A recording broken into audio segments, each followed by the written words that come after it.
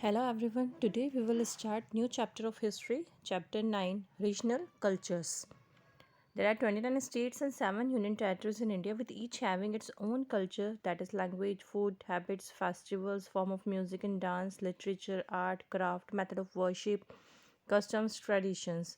हमारे इंडिया में कितने स्टेट्स एंड यूनियन टेरेटरीज है? 29 स्टेट्स और 7 यूनियन टेरेटरीज है और सभी के अपने अपने कल्चर है। जैसे कि सबकी लैंग्वेज अलग होती है, वन स्टेट से अनदर स्टेट लैंग्वेज भी वेरी करती है। फूड हैबिट्स सबकी अलग होती है, फेस्टिवल्स सबके अलग अलग होते हैं, जो म्यूज़िक और डांस फॉर्म्स होते हैं वो भी वेरी करते हैं।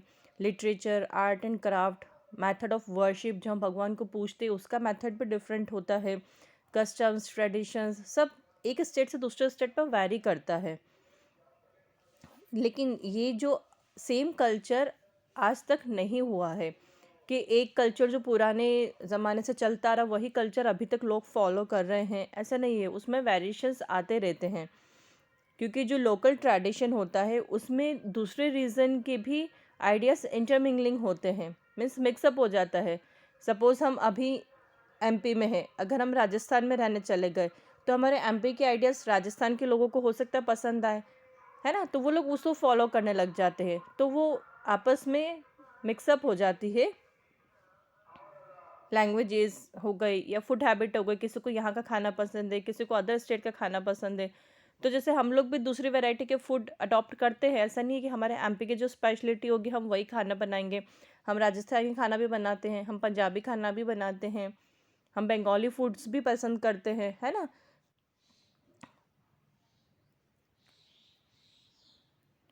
जो प्रोसेस है इवोल्यूशन ऑफ रीजनल कल्चर का वो अभी तक कंटिन्यू ही है। हम इसको डिटेल में पढ़ते हैं चैप्टर को।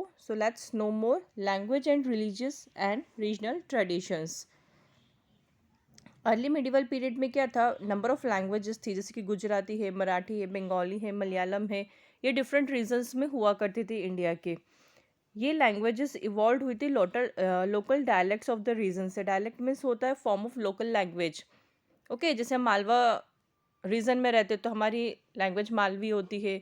कोई मारवाड़ी रीजन में रहता तो उसकी लैंग्वेज मारवाड़ी होती है। गुजराती रीजन में रहेंगे तो गुजराती लैंग्वेज होगी, है ना। तो जो लोकल लैंग्वेज होती है उसे कहा जाता है डायलेक्ट। तो ये जो लैंग्वेजेस थी ये किससे इन्फ्लुएंस थी? जो वेल डेवलप्ड लैंग्वेज थी उस समय कौन सी थी? संस्कृत और पर्शियन, जो कि बहुत सारे रूलर्स ने अडॉप्ट कर रखी थी।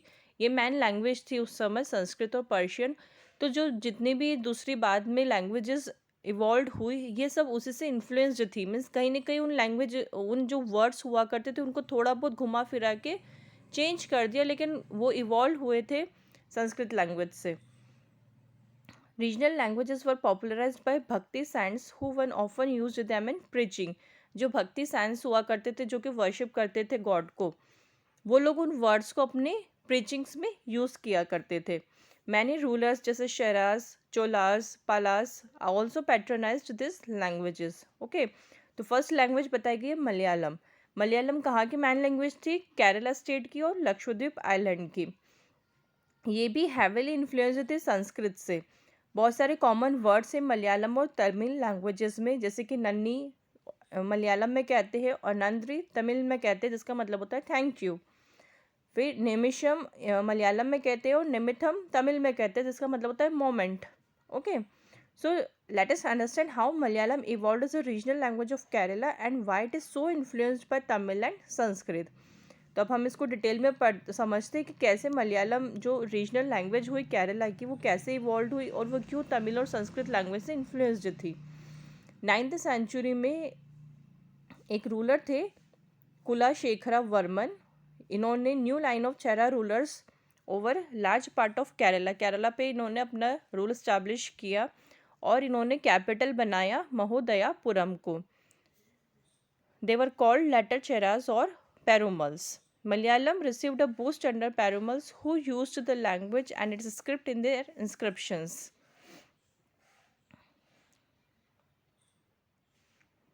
Okay, तो जो मलयालम लैंग्वेज थी ये इन लोगों ने अपने इंस्क्रिप्शंस में यूज़ करी इस लैंग्वेज को। An inscription of first Kulasekhara king which was written in 830 CE। कब लिखा गया था इनका फर्स्ट इंस्क्रिप्शन? 830 CE में has be found at was happily in Kerala. ये स्टेट के अंदर कोई सा टाउन या विलेज होगा, वहाँ पर ये मिली थी इंस्क्रिप्शन। ये रिटर्न की थी वट्टिजुट्टू स्क्रिप्ट के फॉर्म में, जो कि बेस्ड थी तमिल लैंग्वेज के ऊपर।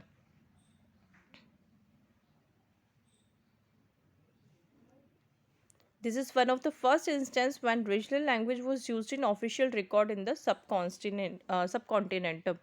ये फर्स्ट इंस्टेंस है जब किसी ऑफिशियल रिकॉर्ड में रीजनल लैंग्वेज यूज़ की गई थी। अदरवाइज हो सकता है वो संस्कृत या पर्शियन में ही लिखते होंगे, लेकिन ये फर्स्ट टाइम एक रीजनल लैंग्वेज में ऑफिशियल रिकॉर्ड में यूज़ की गई थी। Strong influence of Sanskrit traditions on Perumals impacted the Malayalam literature and script. अब जो पैरोमल्स थे, ये लोग जो रूलर्स थे, इनको संस्कृत लिटरेचर्स बहुत ज़्यादा पसंद थे, तो इन्होंने मलयालम लिटरेचर और स्क्रिप्ट्स भी लिखना स्टार्ट किए। जो टेम्पल थिएटर हुआ करते थे केरला के, वहाँ पर इन स्टोरीज़ को जो स्टोरीज़ यूज़ की जाती थी वो संस्कृत एपिक्स में लिखी जाती, उसके ऊपर बेस्ड होती थी। First literary work in Malayalam which were composed in 12th century CE borrowed the richness of Sanskrit language. Leela Tilakam, a 14th century text on Malayalam grammar and poetics, was composed in a new language called Mani Pravalam, which was a beautiful blend of Malayalam and Sanskrit. बोले ये 14th century में एक text लिखा गया था Malayalam grammar और politics को लेकर, जो कि न्यू लैंग्वेज में कंपोज किया गया था। उस लैंग्वेज का नाम था मणि प्रवलम, जो कि एक ब्यूटीफुल ब्लेंड था। इसमें मलयालम और संस्कृत दोनों लैंग्वेज को मिक्सअप किया गया था। Manipravalam literally means diamonds and corals. Manipravalam का मतलब होता है डायमंड्स एंड कोरल्स। तो डायमंड रेफर किया गया मलयालम के लिए और कोरल रेफर किया गया संस्कृत लैंग्वेज के लिए। जैसे जैसे मणि प्रवलम की ग्रोथ हुई, जो ओल्ड वट्टिजुट्टू स्क्रिप्ट थी जो कि मलयालम में लिखी गई थी, उसको डिस्कार्ड कर दिया और न्यू स्क्रिप्ट अडॉप्ट की गई जो कि संस्कृत में लिखी गई। ओके, देन आई बंगाली लैंग्वेज। ये भी अनदर रीजनल लैंग्वेज थी जो कि eastern part of the subcontinent में इवॉल्व हुई। बंगाली को कंसिडर्ड किया गया जो कि संस्कृत से डिराइव्ड की गई है। Early Sanskrit text suggest that people in this region did not use Sanskrit till 4th century. जो अर्ली संस्कृत टेक्स्ट थे वो सजेस्ट करते कि जो पीपल थे उस रीजन के, वो 4th सेंचुरी तक भी संस्कृत लैंग्वेज को नहीं यूज़ करते थे। वो कौन सी लैंग्वेज बोलते थे? मगधी प्राकृत, जो कि कॉम्बिनेशन था प्राकृत और मगधी लैंग्वेज का। 4th और 3rd सेंचुरीज BCE के बीच में ट्रेड ग्रू होना स्टार्ट हुआ बंगाल और मगध के बीच में, जिसकी वजह से बंगाल में संस्कृत लैंग्वेज का इन्फ्लुएंस होना स्टार्ट हुआ। During 4th century, Bengali language was impacted by Sanskrit when Brahmins started migrating to North Bengal after Gupta rulers took control of the region। जो बंगाली लैंग्वेज थी वो संस्कृत से कब इम्पैक्ट हुई? जब ब्राह्मण्स ने नॉर्थ बंगाल से माइग्रेट करना स्टार्ट कर दिया, क्या वहाँ पर जब गुप्ता रूलर्स का रीजन आ गया था। 8th सेंचुरी में पाला किंग्स ने कंट्रोल कर लिया बंगाल के ऊपर और उन्होंने रूल किया अबाउट 400 ईयर्स तक। Palas declared Sanskrit as their official language, but encouraged the composition of Bengali literature। Okay, जो पालास थे उन्होंने संस्कृत को अपना ऑफिशियल लैंग्वेज डिक्लेयर कर दिया, लेकिन जो बंगाली लिटरेचर होता था उसे वो लोग इंकरेज करते थे कि बंगाली लिटरेचर कंपोज किए जाए। फिर पालास को फॉलो किया सेना किंग्स ने, जिन्होंने संस्कृत लिटरेचर को पैट्रोनाइज किया। 13th सेंचुरी में बंगाल को किसने ऑक्यूपाई कर लिया? आइबेक्स जनरल ने, बख्तियार खिलजी, और बाद में वो पास होते गए दिल्ली सुल्तान, फिर दिल्ली सुल्तान से मुगल्स तक। Although Persian became the official language of Bengal during this long span of time. इस टाइम पीरियड में बंगाल की ऑफिशियल लैंग्वेज कौन सी हो गई थी? पर्शियन हो चुकी थी। फिर by 15th century common literary language based on the spoken language of western part of the region replaced all the Bengali dialects. 15th century में कॉमन लिटरेरी लैंग्वेज आ गई थी जो कि western part of the region में बोली जाती थी, उन्होंने बंगाली डायलेक्ट्स को रिप्लेस कर दिया। मॉडर्न बंगाली इवॉल्व हो गई वेरियस रूलर्स के अंडर में, जिसमें बहुत सारे मैनी वर्ड्स जो थे वो ट्राइबल लैंग्वेजेस के थे, पर्शियन के थे और यूरोपियन लैंग्वेजेस के थे, जो कि एक पार्ट बन चुका था उनका। अर्ली बंगाली लिटरेचर को डिवाइड कर दिया गया 2 कैटेगरीज में। एक रिटन ट्रांसलेशन जो था वो संस्कृत एपिक्स के ऊपर था, जिसका नाम था मंगल काव्य, और Bhakti literature specially of Chaitanya Dev. This works were compose between late 15th and mid 18th centuries. Other category का जो लिटरेचर था वो था नाथपंथीज, जो कि स्टोरी रिलेटिव थी, लोकल डीटी जो थे उनके धर्म ठाकुर उनके ऊपर बेस्ड था, ballads folk tales and fairy tales के ऊपर। These were circulated orally and were appreciated more in eastern regions where influence of Brahmins was less। ठीक है, ये सर्कुलेटेड होते गए ओरली जहाँ उन रीजन्स में ज़्यादा जहाँ पर ब्राह्मण्स का इन्फ्लुएंस कम हुआ करता था। We do not know the exact dates when Nath literature was first composed। Okay, then आए religious traditions। जो लोकल रिलीजियस प्रैक्टिसेस हुआ करती थी, जो कि जो एरिया के रूलर्स होते थे वो सपोर्ट करते थे, वो इन्फ्लुएंस करते थे रीजनल कल्चर्स को भी। इसका एक फाइन एग्जांपल है जगन्नाथ कल्ट का, जो कि पुरी में है, अभी प्रेजेंट डे स्टेट है उड़ीसा की मिडिवल पीरियड में। मैंने स्कॉलर्स जो थे उन लोगों ने जगन्नाथ कल्ट को एक ट्राइबल ओरिजिन बताया है।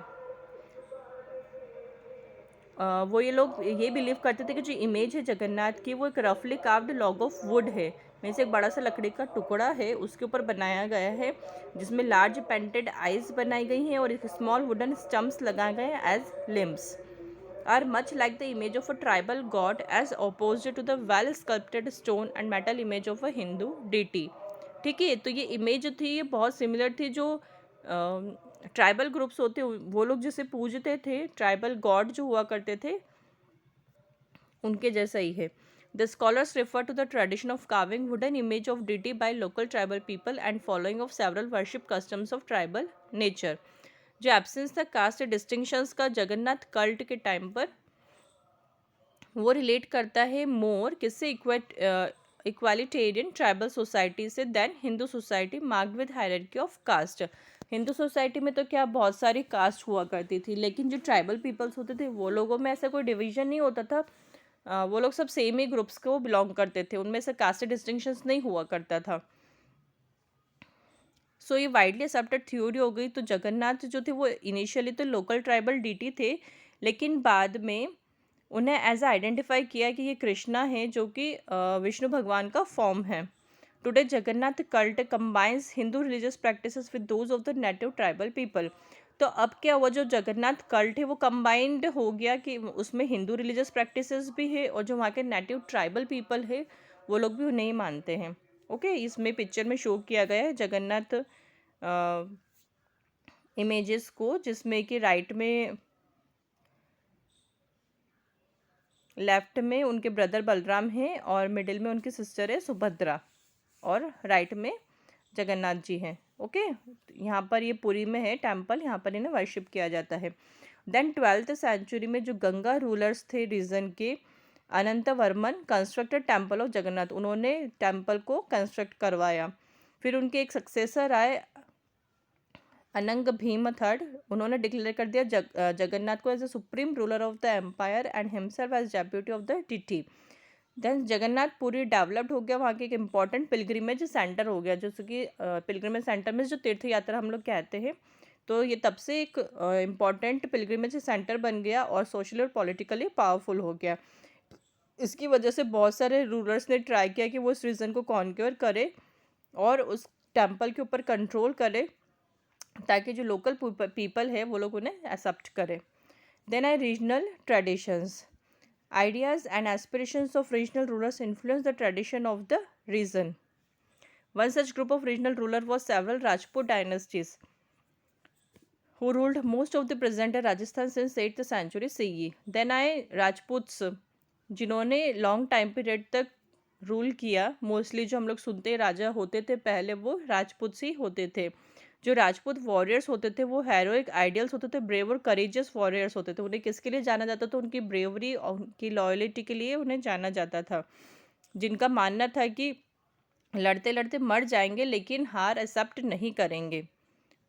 जो हेरोइक डीड्स थी राजपूत्स की वो उनकी पोएम्स और सॉन्ग्स में अभी भी जिंदा है, जो कि स्पेशल ग्रुप होते थे ट्रैवलिंग बार्ड्स कॉल्ड भोपास। जो पहले भोपास हुआ करते थे, एक कम्युनिटी होती थी स्टोरी टेलर्स की, जो लोग स्टोरी सुनाते थे राजा महाराजा की, उन्हें कहा जाता था भोपास। ओके, तो वो लोग अभी भी बताते राजपूत के स्टोरीज को। जो राजपूत विमेन हुआ करती थी वो उन्हें उनके बारे में भी स्टोरीज में मेंशन किया हुआ है। Sometimes they described as cause of conflict. बहुत बार ये कॉन्फ्लिक्ट के हिसाब से भी डिस्क्राइब किया गया है कि जो राजपूत मैन होते थे वो उनके ऑनर को प्रोटेक्ट करते थे, और इसलिए ताकि वो, या फिर उनके अटेंशन को विन करने के लिए।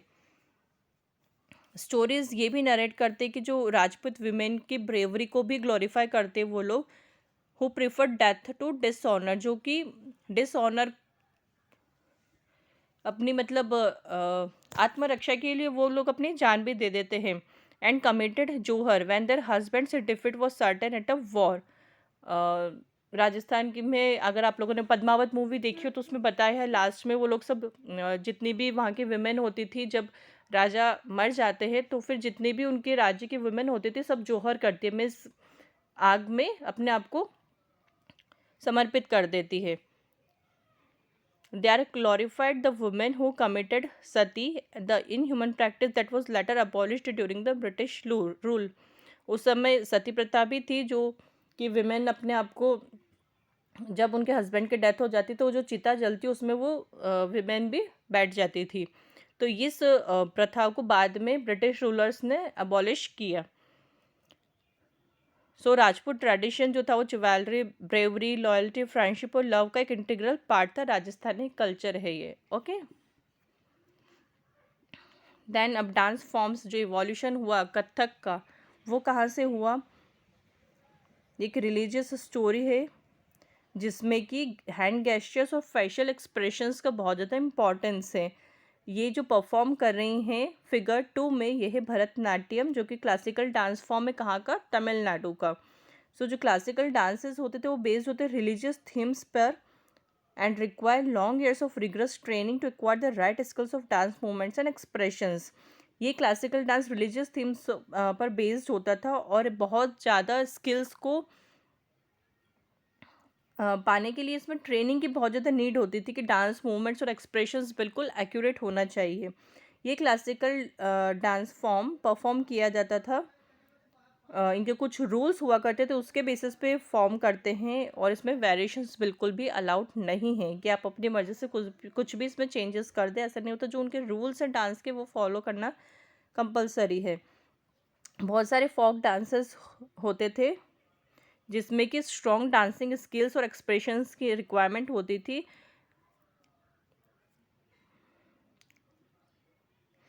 लेकिन इतनी ज़्यादा रिक्वायरमेंट नहीं होती थी जितनी कि क्लासिकल डांस फॉर्म में नीड होती है। जो डांस फॉर्म्स होते हैं that are recognised as classical dance of India, कौन कौन से क्लासिकल डांसेस है? जैसे कि कथक है जो कि नॉर्दर्न पार्ट्स ऑफ इंडिया का है, भरतनाट्यम है तमिलनाडु का, कथकली है केरला का, ओडिसी है ओडिशा का, कुचिपुड़ी है आंध्र प्रदेश का, एंड मणिपुरी है मणिपुर का। ये कुछ क्लासिकल डांस फॉर्म्स बताए गए। ओके, क्लासिकल है जो कि किसी स्टेट्स के मेन डांस फॉर्म्स हैं। ये डांस फॉर्म्स इनिशियली परफॉर्म किए जाते थे टेम्पल्स में। ओके, कथक डेवलप्ड हुआ कुछ डिस्टिंक्ट स्टाइल्स में फीचर्स में during medieval period of India में। फिर जो टर्म है कथक वो कहाँ से डिराइव्ड हुआ है? कथा से, जिसका मतलब होता है स्टोरी। जो बिगनिंग हुआ करता था कथक का वो ट्रेस्ड हुआ कथक्स, जो कि कम्युनिटी हुआ करती थी हेरिडिटरी स्टोरी टेलर्स की, जो कि नॉर्थ इंडिया के टेम्पल में अगर उन्हें कोई स्टोरी सुनाती थी तो वो डांस फॉर्म के थ्रू स्टोरीज को बताते थे।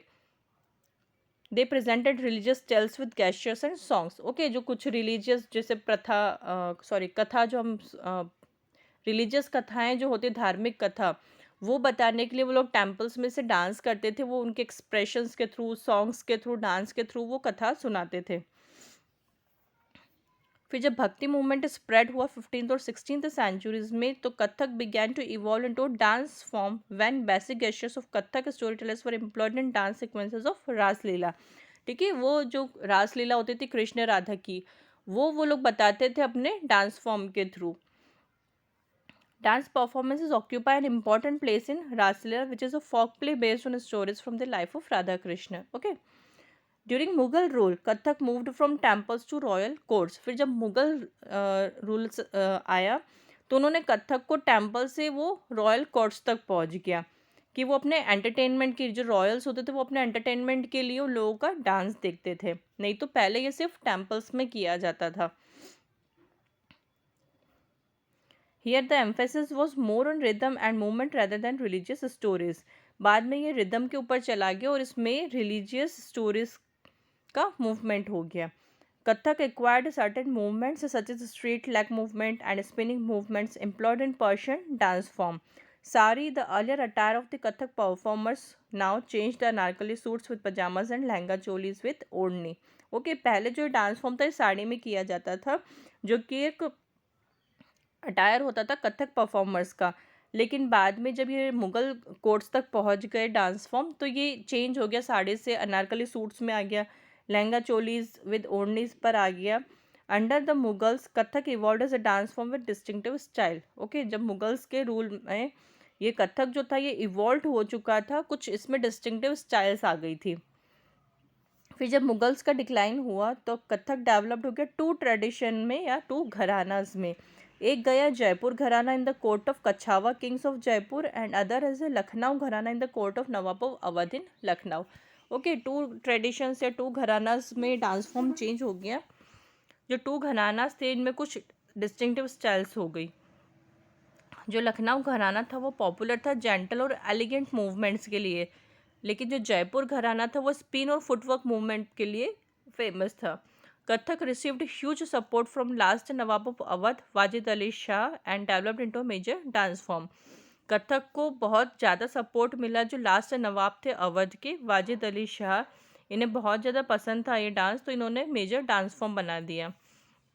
लेट 19th सेंचुरी में कथक स्प्रेड हो चुका था as a important dance form neighbouring regions of Lucknow and Jaipur में भी, जो कि अभी प्रेजेंट स्टेट से पंजाब, हरियाणा, जम्मू कश्मीर, मध्य प्रदेश, बिहार जहाँ पर सिचुएटेड है। Now emphasis was given on intricate and fast footwork, elaborate costumes, enactment of stories through elegant gestures and intensive facial expressions. Okay, ये डांस फॉर्म में ये सारी चीज़ें होना ज़रूरी है। In spite of being disfavored by British in 19th and 20th centuries, the court dancers continued to perform Kathak and kept this art alive. Britishers के आने के बाद भी जो कोर्ट डांसर्स हुआ करते थे उन्होंने इस डांस फॉर्म को ज़िंदा रखा। सो कथक जो है टुडे वो रिकग्नाइज किया जाता है एक सिक्स क्लासिकल डांस फॉर्म से इंडिया के, उसमें इसी भी प्लेस दी गई है।